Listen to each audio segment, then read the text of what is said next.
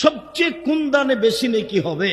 তখন আল্লাহ রাসূল বললেন, জহদুল মুকিল্লে, নিঃস্ব মানুষের চেষ্টা প্রচেষ্টার দান, গরিব মানুষের চেষ্টা প্রচেষ্টার দান। সারাদিনে কামলা দিয়েছে, 500 টাকা পেয়েছে, সারাদিন রিক্সা চালিয়েছে, 200 টাকা পেয়েছে। এই টাকার যেটা দান, এই দানের নেকি সবচেয়ে বেশি।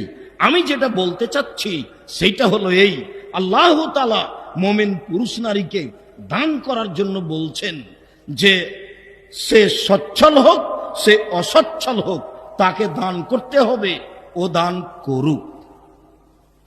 নিশ্চয় গোপন দান আল্লাহর রাগকে মিটিয়ে দেয়। আমি পাপ করেছি, আল্লাহ আমাকে শাস্তি দিবেন, এই অপেক্ষায় সময় কাটছে।